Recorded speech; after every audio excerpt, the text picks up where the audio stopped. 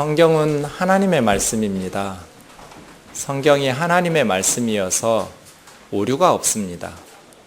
세상이 뭐라고 말해도 그리스도인들은 성경에 기록된 하나님의 말씀에 따라 살아야 됩니다.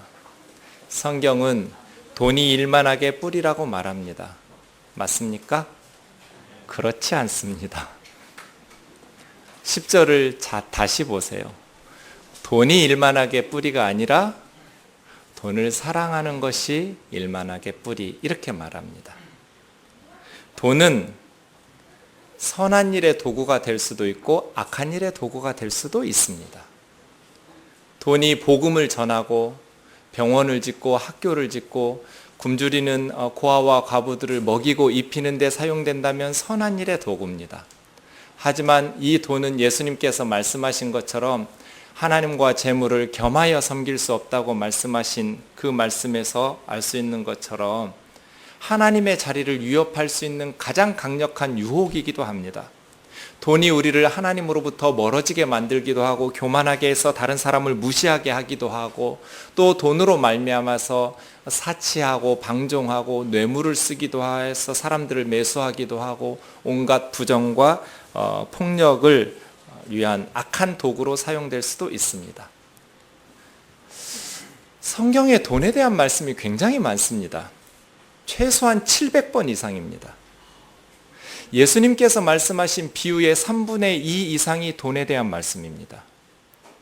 주의 깊게 보면 돈에 대한 가르침이 성경에 매우 많은데 돈 자체를 죄악시하는 구절은 한 구절도 없습니다. 가끔 신앙생활을 추상적인 것으로 만들어서 그 추상적인 것이 영적인 것이라고 생각하는 분들이 많습니다.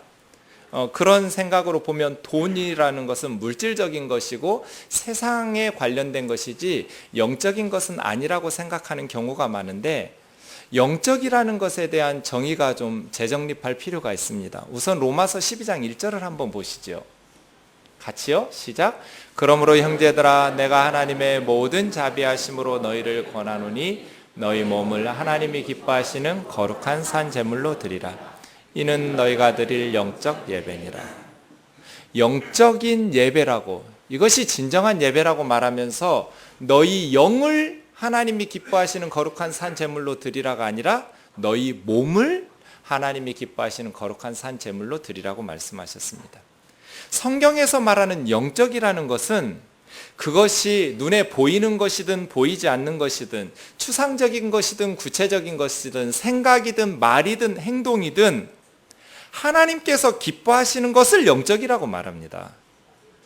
영적인 것의 반대를 육이라고 말할 때 세상적이고 육적이라고 말하는 성경의 육적이라는 것의 개념은 하나님께서 미워하시는 죄악된 본성을 육이라고 말하지 이 눈에 보이는 살과 뼈 이것을 육이라고 말하지 않습니다.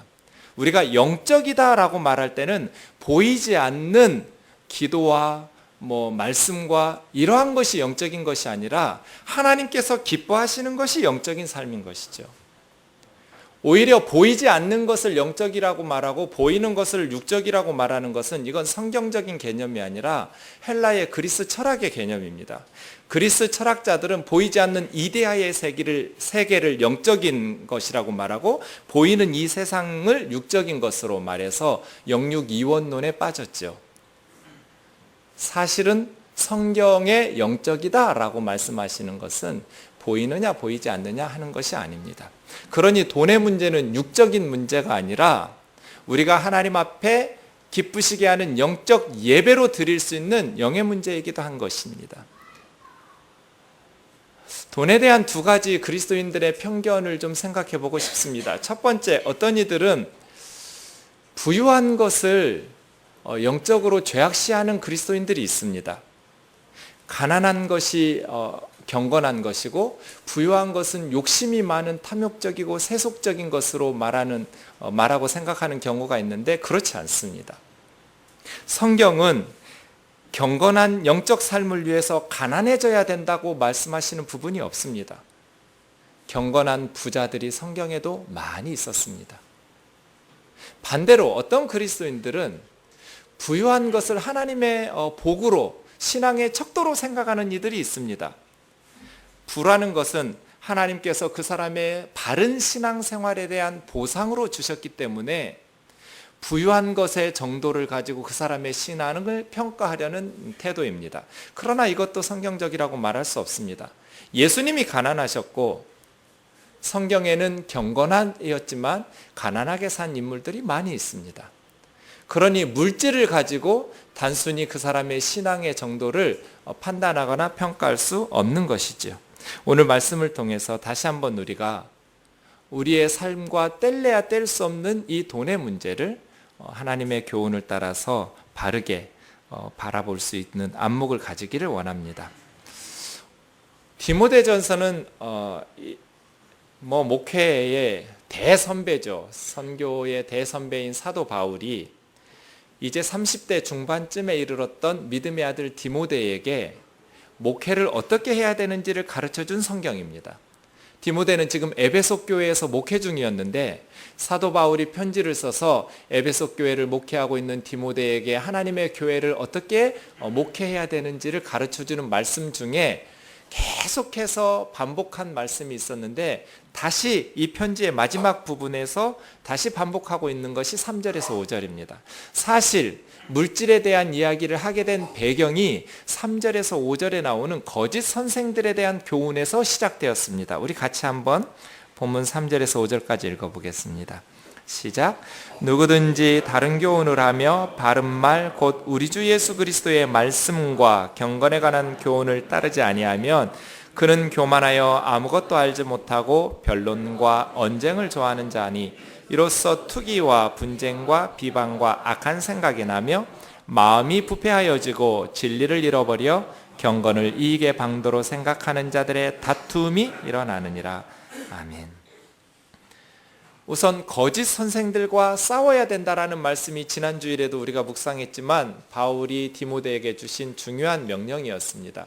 교회를 건강하게 목회하기 위해서는 거짓된 교훈을 가르치는 이단적 선생들과 싸워내서 이겨야 되는 것이죠. 오늘 마지막 본문에도 그 거짓 선생들과의 경고로 시작되는데 세 가지 특징이 있습니다.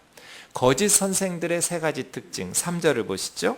먼저 그들은 다른 교훈을 가르치고 말하는 자들입니다. 다른 교훈이라는 것은 뭡니까? 바른 말, 곧 우리 주 예수 그리스도의 말씀과 경건에 관한 교훈을 따르지 않는 것이지요. 그러니까 건강한 교리, 건강한 교회에서 가르쳐야 될 교훈은 두 가지 특징이 있습니다. 그것은 우리 주 예수 그리스도의 말씀, 두 번째는 경건을 증진시키는 말씀입니다. 예수 그리스도께서 주시지 않은 말씀은 바른 교훈이 아니죠. 그런데 에베소 교회에 또 초대교회에 예수님께서 주셨던 그 말씀, 예수 그리스도의 십자가와 부활의 복음이 아닌 새로운 내용들을 추가시키면서 다른 교훈들을 가르치는 거짓 선생들이 많았습니다. 갈라디아서 1장 7절과 8절을 좀 보시죠. 갈라디아 교회가 바울이 떠난 이후에 거짓 선생들의 미혹을 받아가지고 다른 복음을 쫓아가기 시작했습니다.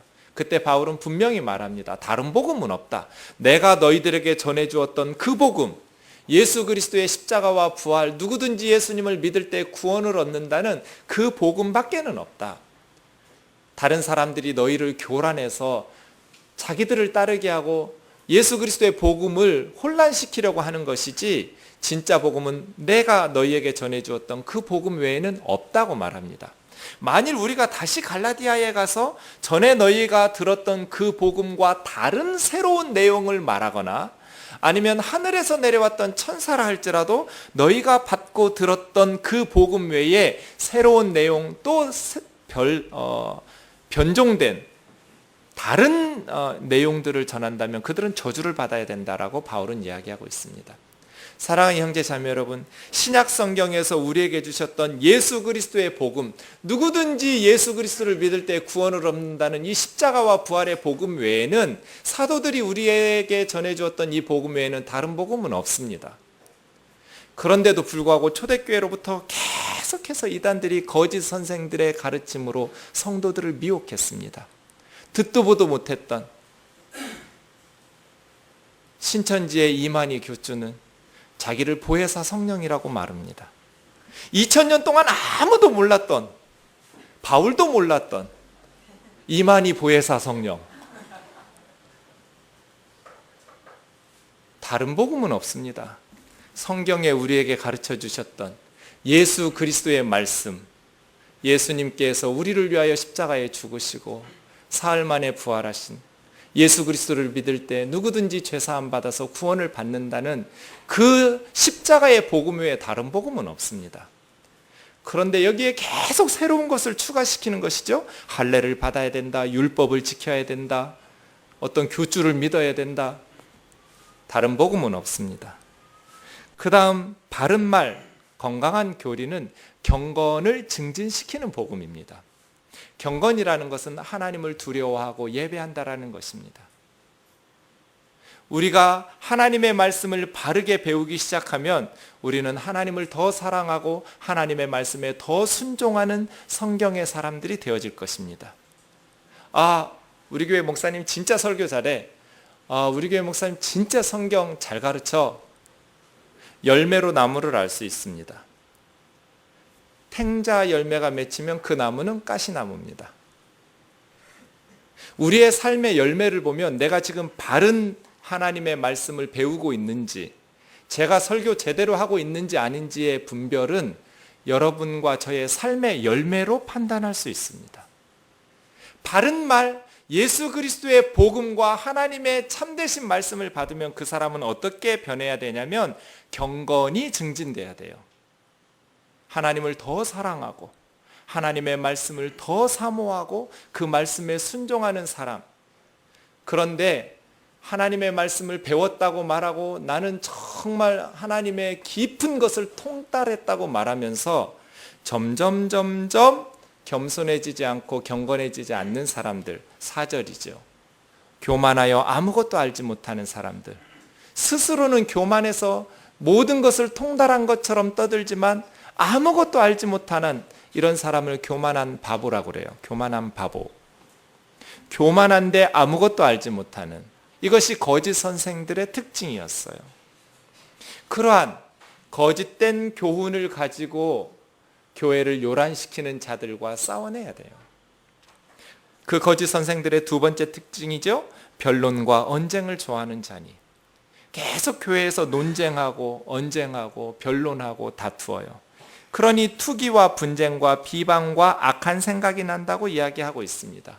투기는 다른 사람들을 질투하고 시기하는 거예요. 분쟁은 경쟁하고 싸우는 것이죠. 비방은 다른 사람들을 비난하고 깎아내리는 거예요. 악한 생각, 다른 사람을 의심하고 다른 사람의 선한 것을 보지 못해요. 마음이 부패하고 진리를 잃어버렸어요. 이것이 거짓 선생들의 특징이에요. 저와 여러분이 하나님의 바른 교훈을 배웠다면 우리는 반드시, 교회는 뭐예요? 사람 귀한 줄 아는 곳, 다른 사람을 소중히 여기기 시작할 거예요. 자기를 겸손히 낮추면서 다른 사람을 높이기 시작할 거예요. 그런데 다른 교훈을 배우기 시작하면 다른 사람들을 깎아내리고 자기를 높이고 교만하지만 사실은 아무것도 알지 못하고 계속 다른 사람 비난하고 시기하고 질투하고 깎아내리고 언쟁하고 논쟁하기를 좋아하는, 똑똑한 것 같지만 사실은 교회의 하나됨을 깨뜨리는, 분열을 일으키는 자들이 될 거예요. 사랑하는 형제 자매 여러분, 우리가 날마다 예수 그리스도의 말씀과 경건을 증진시키는 바른 말씀을 통해서 성숙하게 변화되어서 다른 사람들 더 귀하게 여기고 서로를 세우는 교회 되기를 주의 이름으로 축원합니다. 똑똑한 바보들이 아니라, 교만한 바보들이 아니라 진정으로 예수 그리스도의 말씀을 통해서 겸손하게 자신을 꺾을 줄 알고 낮출 줄 알아 다른 사람을 존귀하게 높이는, 예수님 닮아가는 삶을 사는 것이 진정한 경건이고 진정한 말씀을 들은 자들의 삶이지요. 세 번째, 거짓 교사들의 특징은 5절에 있었습니다. 그들은 마음이 부패하여지고 진리를 잃어버려서 경건을 이익의 방도로 생각하는 자들의 다툼이 일어나게 하는 자들이라고 말합니다. 마음이 부패하니 진리를 잃어버리게 되고, 하나님을 섬기는 경건을 경제적 이익의 도구로 사용하는, 그래서 교회 내에 다툼이 생겨요. 싸움이 생기는 것이죠. 하나님을 섬기는 이 신앙을 경쟁하는 투쟁의 장으로 만들어요. 어느 교회는 헌금을 낸 액수 순서대로 주보에다가 이름을 써줘요. 그래가지고 성도님들이 다 알아요. 누가 헌금 랭킹을 이렇게 주보를 보면 알 수 있기 때문에 하나님을 섬기는 경건을 경쟁의 장으로 만들어내서 이런 일들은 너무나 많습니다.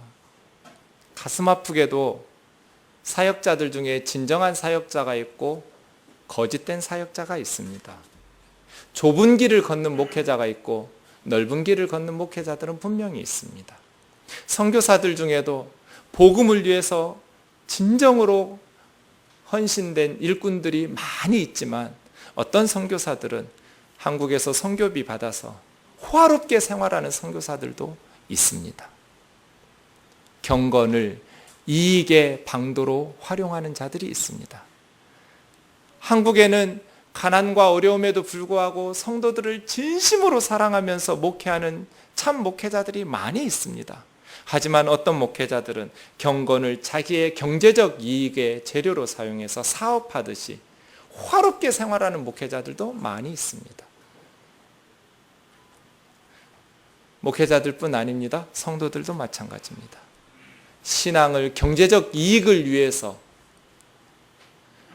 그런 사람들이 주로 좋아하는 책은 기도응답 받는 법 이런 겁니다. 예수 CEO 이런 거. 경건을 경제적 이익의 도구로 활용하는 사람들. 하나님을 섬기는 가장 순수해야 될 신앙을 세상적인 물질을 증대시키는 방식으로 활용하는 법. 사랑하는 형제 자매 여러분, 저와 여러분의 신앙에 찌꺼기가 없기를 주의 이름으로 축원합니다. 일부 예배 끝났는데 한 불교 학교에 다니는 고등학교니까요. 네, 그렇게 배정받아서 다니는 여학생이 질문을 했어요. 목사님, 물론 우리 학교가 불교 학교니까 불교 선생님들이 이렇게 기독교를 비판하는 게 많은데요. 비판하는 중에 예컨대 수능날 되면 교회 다니는 사람들이 예배당에 모여서 자기 아이들 명문대 보내달라고 막 기도하고 또 복 받기 위해서 헌금하고 이런 것들을 말하는데 그게 맞아요? 기복신앙이 뭐예요?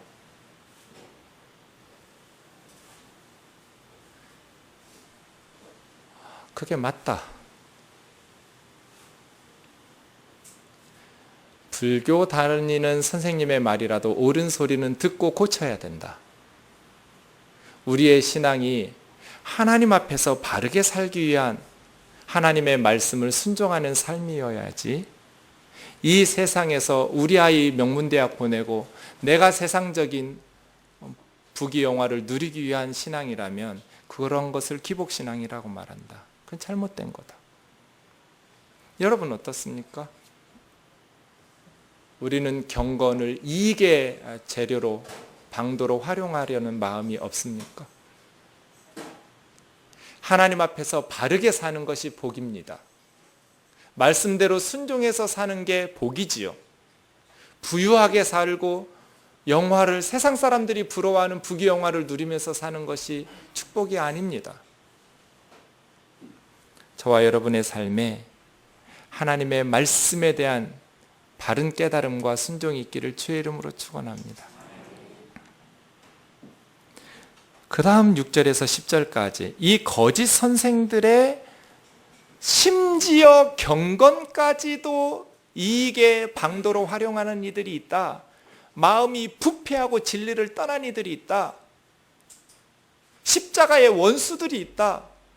십자가는 남을 살리기 위해서 나를 죽이는 것이고 남을 부유하게 하기 위해서 나를 비우는 작업인데 예수 그리스도의 십자가의 원수들처럼 자기가 살기 위해서 남을 죽이고 자기가 부자 되기 위해서 경건조차도 이익의 방도로 활용하는 이들이 있다.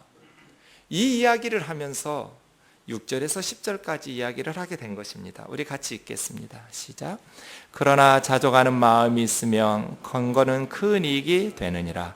우리가 세상에 아무것도 가지고 온 것이 없음에 또한 아무것도 가지고 가지 못하리니 우리가 먹을 것과 입을 것이 있은즉 족한 줄로 알 것이니라. 부하려 하는 자들은 시험과 올무와 여러 가지 어리석고 해로운 욕심에 떨어지나니 곧 사람으로 파멸과 멸망에 빠지게 하는 것이라. 돈을 사랑함이 일만하게 뿌리가 되나니 이것을 탐내는 자들은 미혹을 받아 믿음에서 떠나 많은 근심으로써 자기를 찔렀도다. 아멘. 자족하는 마음이 있어야 경건에 큰 유익이 있다고 말씀하십니다. 경건조차도 경제적 이득을 위한 도구로 활용하는 자들이 있어 마음이 부패하고 진리를 떠난 자들이 있는데, 그러한 올무에 빠지지 않기 위해서 우리 성도들에게 필요한 것은 자족하는 마음이라는 것입니다. 자족이라는 말은 두 단어가 합성된 한 단어인데 스스로 만족한다라는 뜻입니다. 스스로 만족하는 마음. 우리가 나올 때 아무것도 세상에 가지고 온 것이 없습니다. 세상에 태어나면서, 어제도 우리 교회의 아이 하나가 태어났는데, 저는 지금까지 세상의 아이들이 태어날 때 카드를 손에 쥐고 나왔다는 애를 들어본 적이 없습니다. 달러를 손에 쥐고 나왔다는 애를 들어본 적이 없어요. 아무것도 가지고 온 사람이 없어요. 빈손으로 오지요. 갈 때도 아무것도 가지고 가지 못하리니 그랬어요. 아무리 관 속에다가 돈을 집어넣어도 그거 가지고 저 세상으로 못 갑니다. 그거 염하는 분들이 가져가요. 아무것도 가지고 갈 수가 없어요. 빈손으로 와서 빈손으로 가지요. 그래서 여러분 점검해 보세요. 두 가지, 8절이죠. 첫째, 먹을 것 여러분 있으십니까? 오늘 먹을 것이 없어서 굶고 오신 분 손 들어 보세요. 아무도 없어요.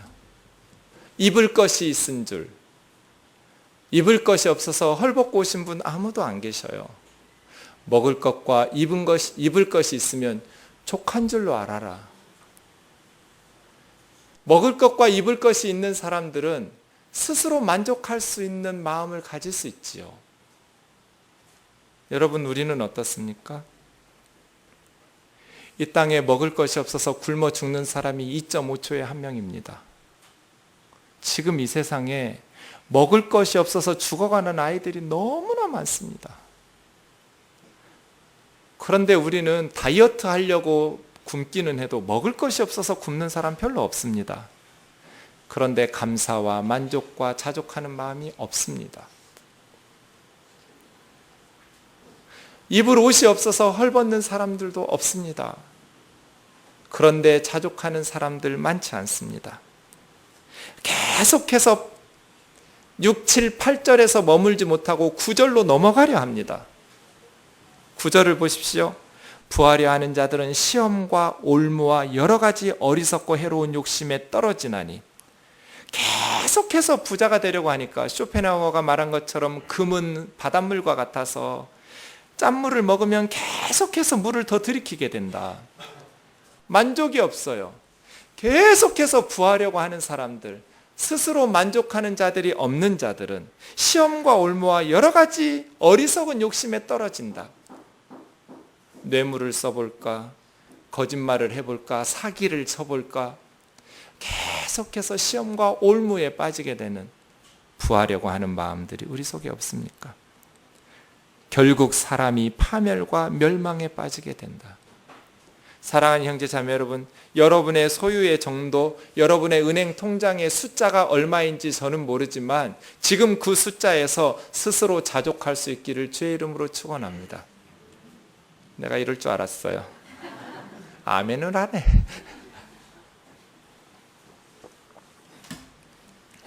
부자 되고 싶죠.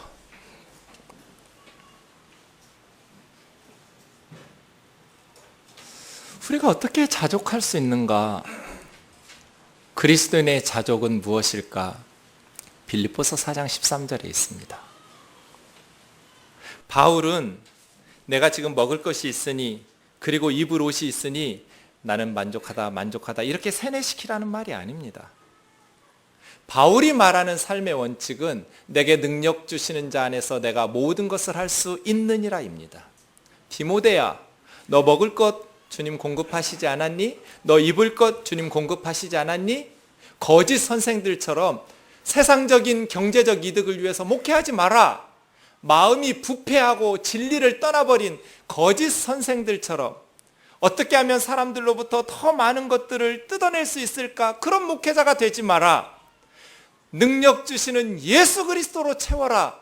예수 그리스도 안에서 모든 것을 할 수 있는 사역자가 되라고 가르치는 것이죠. 그리스도인의 자족은 내가 가진 것에 만족하는 것이 아니라 예수 그리스도로 충만하게 채우는 것입니다. 예수 그리스도 안에서 만족하는 것이 진정한 크리스찬의 자족함입니다. 나는 얼마 없지만 나는 만족해가 아니라 나는 예수 그리스도가 있으니 만족하다입니다. 예수 그리스도 안에서 진정한 행복과 기쁨과 만족을 누릴 수 있는 삶, 그것이 크리스찬의 자족하는 삶입니다. 그러한 크리스찬의 자족하는 삶, 돈의 노예가 되지 아니하고 예수 그리스도로 충만한 삶을 측정하는 리트머스 시험지가 있습니다. 야고보서 1장 9절과 10절입니다. 야고보 장로님은 특이한 이야기를 했습니다. 우리 같이 한번 읽어보겠습니다. 시작. 낮은 형제는 자기의 높음을 자랑하고 부한 형제는 자기의 낮아짐을 자랑할지니 이는 풀의 꽃과 같이 지나감이라. 낮은 형제라고 말했는데 그 다음 문장의 대꾸가 부유한 자들이니까 1차적으로 낮다라는 것은 경제적으로 가난한 자들을 의미하겠습니다. 그런데 낮은 형제들한테 높음을 자랑하랍니다. 낮은 형제가 왜 낮은 형제입니까? 높은 것이 없으니까 낮은 형제입니다. 그런데 어떻게 높은 것을 자랑할 수 있습니까? 높은 게 없어서 낮은 형제인데 낮은 형제가 어떻게 높은 것을 자랑할 수 있습니까?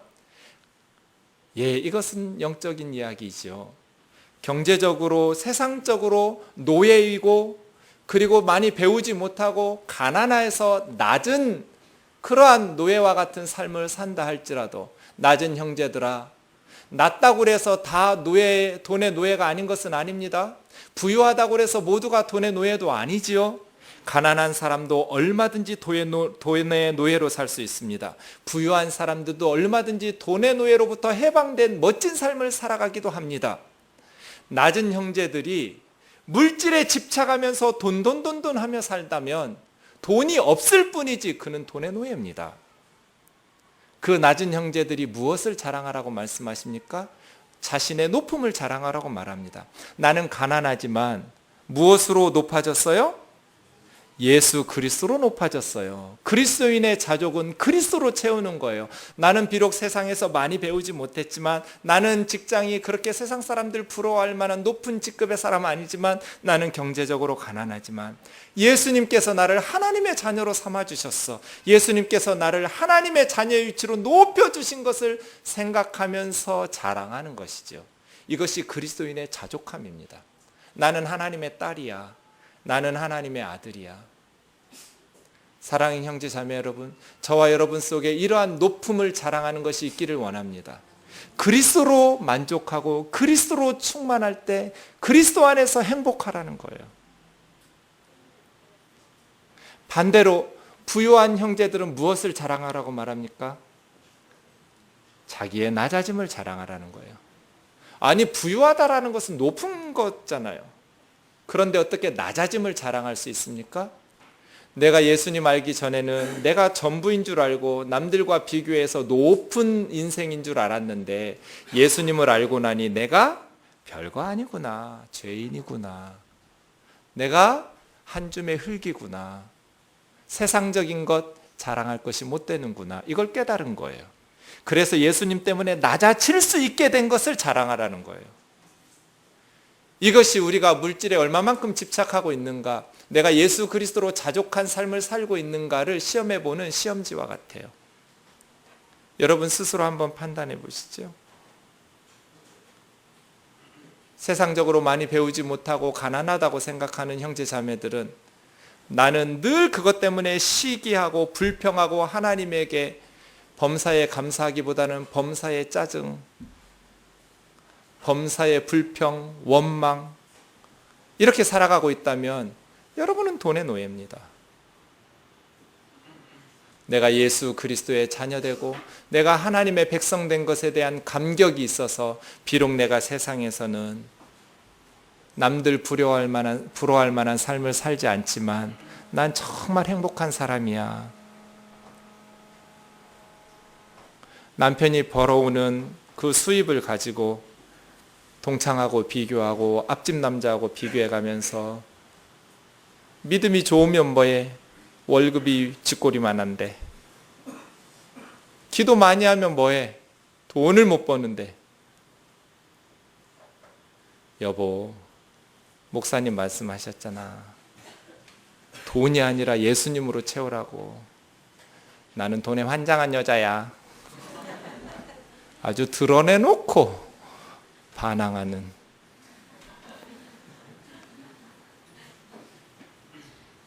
꼭 그렇게 사셔야겠어요?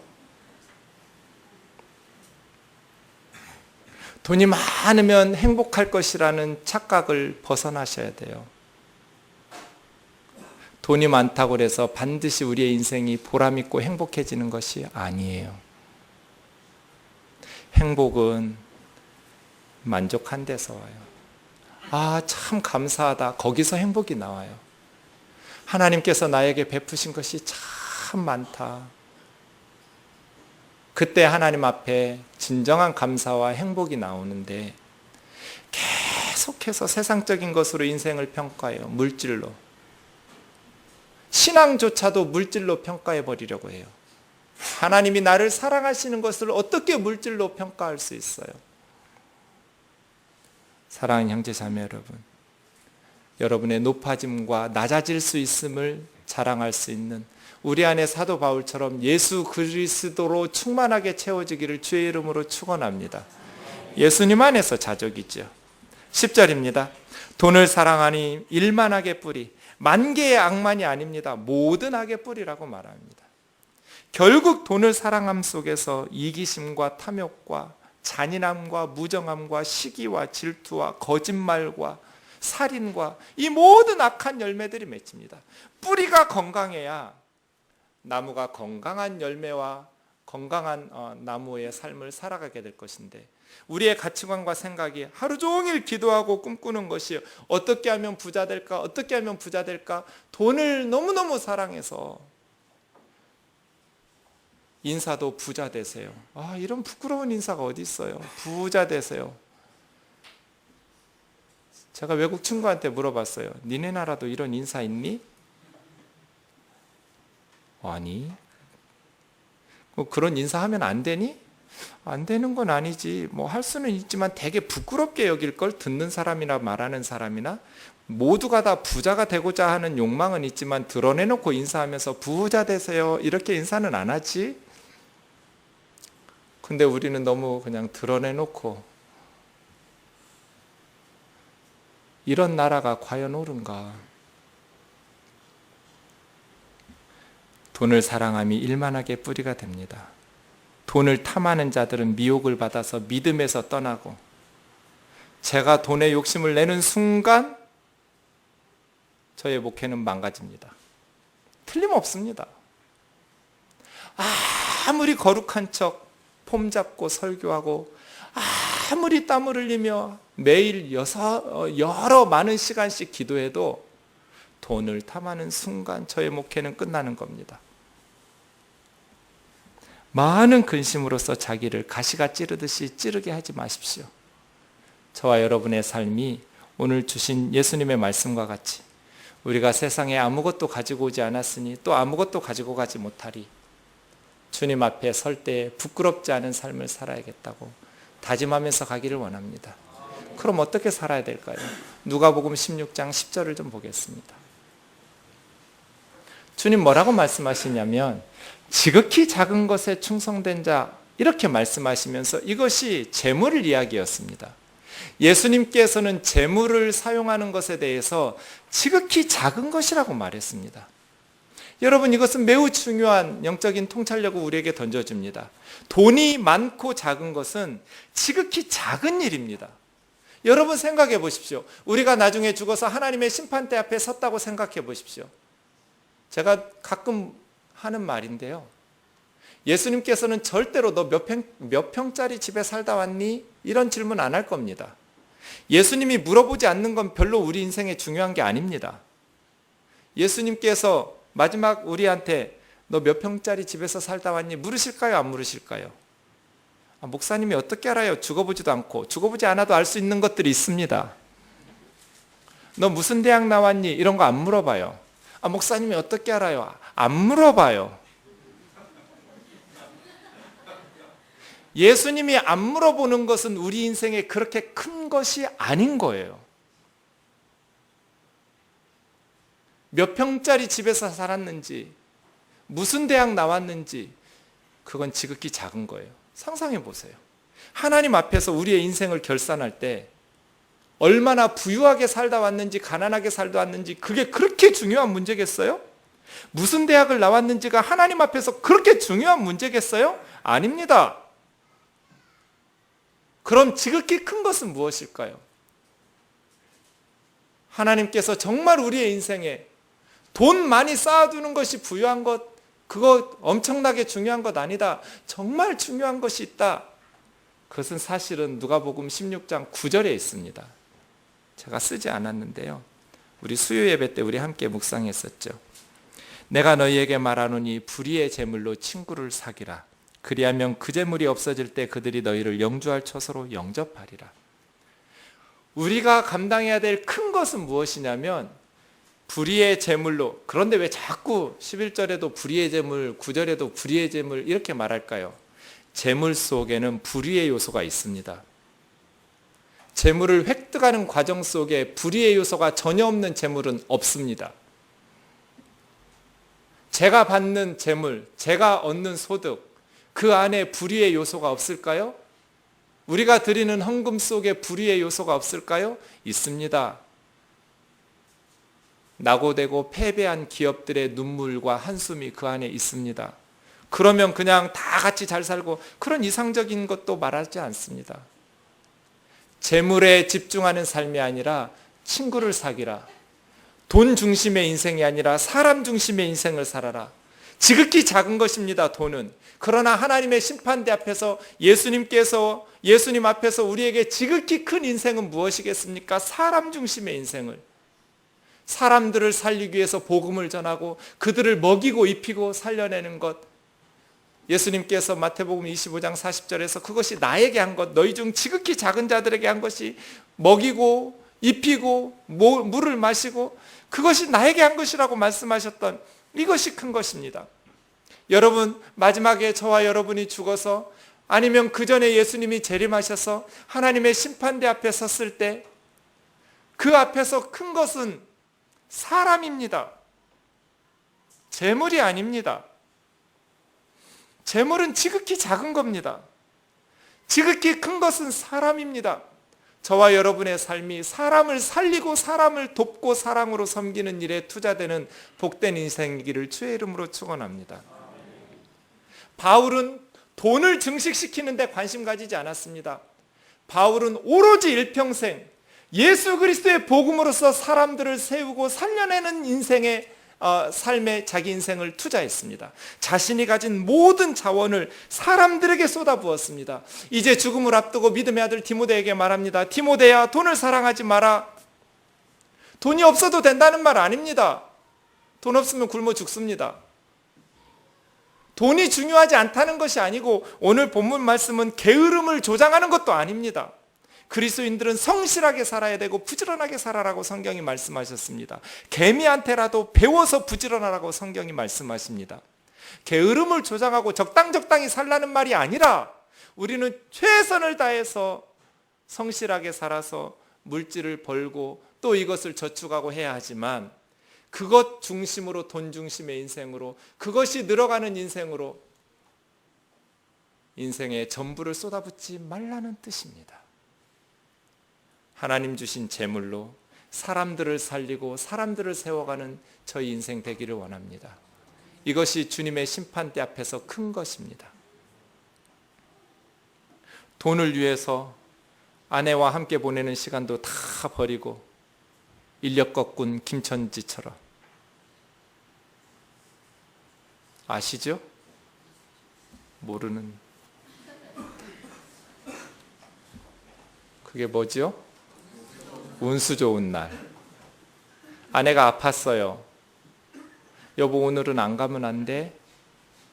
그런데 인력 거꾼 김천지가 나갔어요. 돈 벌어야지.